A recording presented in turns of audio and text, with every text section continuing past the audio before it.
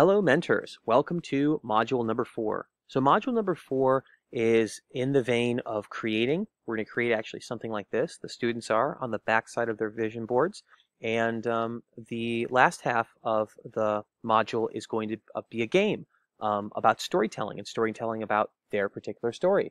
So jumping right into it, as we always do, we start with the icebreaker. At this point, just as a small note, the icebreaker questions really should be about the 5-minute mark for the entire group. And the reason being is we're now starting to get into very interactive skills where students can express themselves and have more opportunities later in the module. So try to keep at that 5-minute mark is a good practice because more opportunities are coming later on. Jumping into the recap, this recap refers to the vision board module. Some of you might have done that 2 weeks ago. Some of you might have done that last week. So this is what it refers to. So in this recap, you as the mentor get to ask some really fun and semi-abstract questions. But what you probably have found about the vision boards from last week is the majority of them look very similar. They have high-end material luxury goods on them. Fancy cars, fancy real estate, fancy, items and gadgets on them. When you ask, these age groups to, construct or visualize a future, that's what they think of. They think of material items because that's what they equate of success to. That's it. There's nothing more to it. Nobody at their age group has really had conversations about the more meaningful things in life and what their future could look like, let alone what their future could look like beyond going to college. So this is where you as the mentor really start to create and plant the seed for powerful contexts about having a meaningful future. So these questions here are very intentional, and take a look at them. And the anecdote I leave you with in this particular section is, when you ask adults what if they could have anything they want in life, it pretty much comes down to they want to have more time with the ones they love and have more time to do what they love to do and possibly be creative. Very rarely do you ever get some sort of material object out of that. As much as they are nice and it's nice to have, the top choices are always things that are not exactly tangible, but you can achieve them. So this is a seed that you're planting to start having those more abstract, higher level conversations. And this is not the only time you'll have conversations about meaningful futures and passion and purposes. Throughout the entire school year, we will be revisiting the vision board and adding to it and refining it, and hopefully some of that stuff like spending more time with family or serving others or helping others can start to manifest themselves on the students' vision boards. So if these questions, if you want to take more time, more than 5 minutes to engage with the students, have at it. But again, not the first and last time that you're going to be asking questions about their future and meaningfulness. The next thing after that is optional. What this is by now, as a mentor, you have several mentoring sessions underneath your belt. So you should be able to easily identify who in your group is spirited, acting out, or might have some sort of disciplinary issues that you might need to take. So case in point, if you have a group where you have several students that don't listen to you, that they always chat, they're disruptive to others, maybe they run around all the time and it's really hard for you as a mentor to wrangle them in, this is the section for you. Some groups are not going to have any sort of disciplinary issues, and if not, that's great. You can bypass this section.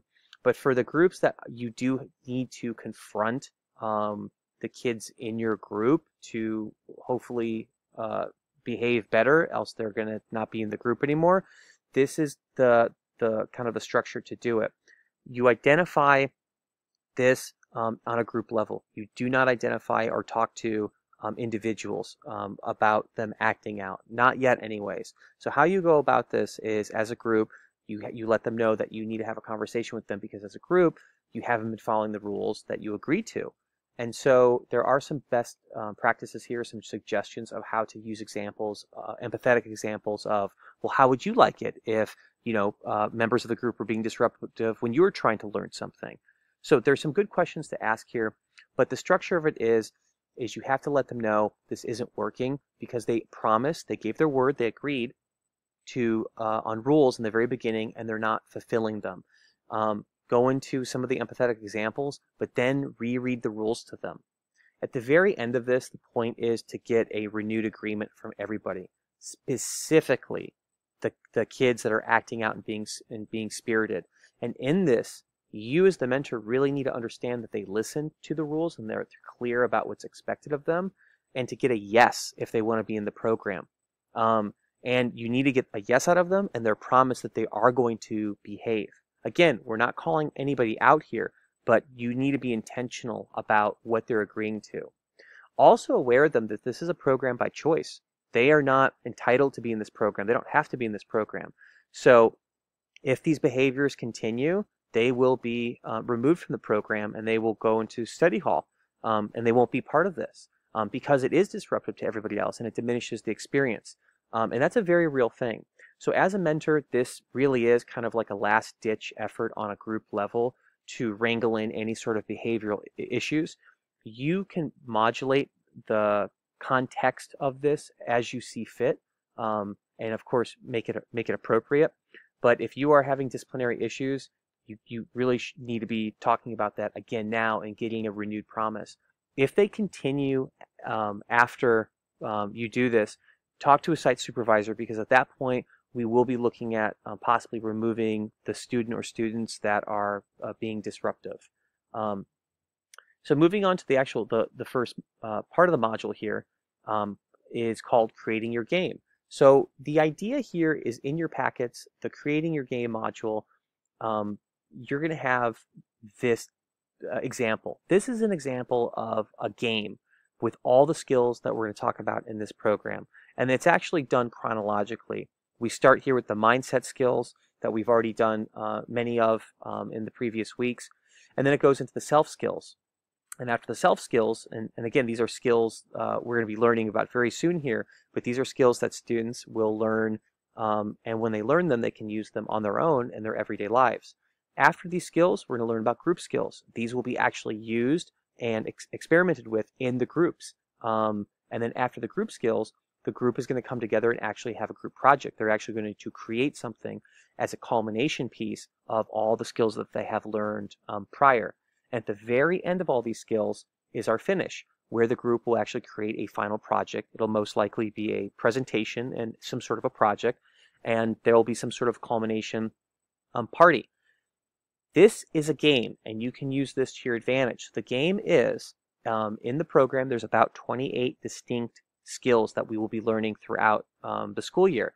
For every skill that they think they learned, they're going to get a sticker. And so when they create this game board, every week when you do recapping, if they can remember that skill or if they self-evaluate, which we'll talk about here in a minute, and they say that they learned that skill, well, then they're going to get a sticker. If they acquire 20 or more stickers, they're going to get, for these skills, they're going to get raffle tickets. And that raffle will be for really, really amazing prizes at the end of the program when they do the final project and we do our culmination. So use this to your advantage. But additionally, this is a visual representation of, for the students, of where they've been, where they're at, and where they're going. And it's also a way for them to be excited about getting more stickers and collecting them. So at the very end of this, they actually can get some very cool prize. And throughout the program, we're going to create what those prizes are and what that looks like to help get them even more excited. But your goal here as the mentor in this exercise is for them to transpose this onto their giant poster boards. And so it doesn't have to necessarily look exactly like this, but the intention is there's a start, there's a finish, and by the way, for those two things, there'll probably be stickers for you to use. But what's important is the students are going to have to spell out with either colored pencils or pens, or hopefully felt tip markers, all of these particular skills and space them out in a way where a little sticker can go underneath or next to each one of them if they complete it, if they've learned that skill. So they're really creating a game board / visual tracker of all the skills for themselves for this program.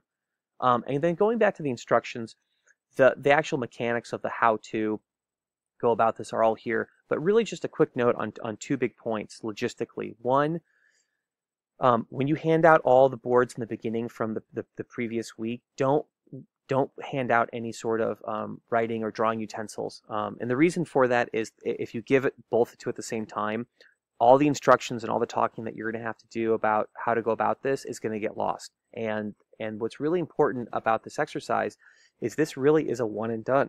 These students will be creating these boards, and these boards will last them the duration of the school year. So if they make a mistake, fine, but at the end of this exercise, the boards really do need to be coherent because it is the method in which we are tracking their project, and there is a reward now attached to it. So the power of how they design these boards and make them is going to come from them understanding the mentor giving the instructions. So just be mindful of that. So try to have them listen as best you can, in other words.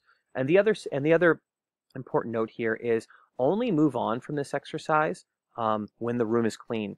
As you have figured out with the vision board exercise with cutting paper and glue sticks and writing utensils everywhere, sometimes it can get really messy.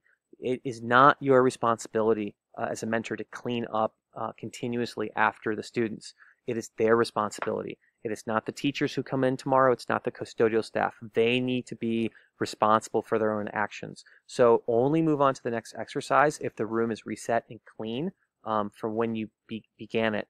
And just allow enough time for that to happen, because this exercise is slated at 30 minutes. You might need to stop 5 or 10 minutes prior if you think it's going to take a lot of time to do that. Moving on, the last exercise is a storytelling game. So this is storytelling applied to their personal story. In other words, this exercise really is an introduction to mingling and networking and how to introduce yourself to a new group or new person. So take yourself back as a mentor in your own life and look at, have you ever started a new job and had to introduce yourself and say a couple words about yourself to new colleagues? Have you ever had to do that with friends of friends or a new social setting? So that's exactly what this exercise is all about. And at this age group, this skill is very, very, very undeveloped, if not completely undeveloped. So we're looking for students' ability to talk about themselves in an appropriate and positive manner and hold it more than just one sentence. So really to introduce themselves, like, hi, my name is Joe and I go to school here and I'm from Los Angeles and we've lived here. I currently do XYZ. I would like to be XYZ when I grow up. Something like that. And how to eventually get there is, in this game, we've mirrored it to very similar after the skill circle game that we did several weeks ago, where a softball will be thrown around the room, and the objective of the game is when the student catches the ball to talk about themselves, describe something, tell the group about themselves for 15 seconds straight. So, they talk. Now, if the ball gets to a student and they talk for 5 seconds, they freeze, and they got nothing else to say, or they, it's not coherent, they're out of the game, they got to go sit down, and the group gets smaller.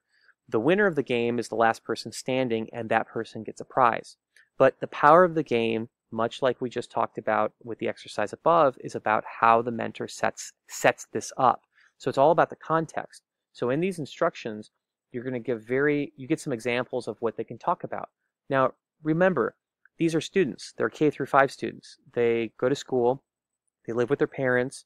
They don't have a professional job. They might not know what they want to do as a future, but there are plenty of things to talk about. There's plenty of things about their past to talk about. There's plenty of things about their interests, their dislikes, their likes, what they're interested in, what they're currently doing, what they want to achieve, where they want to go, what they like, etc., etc. So there's plenty for them to talk about.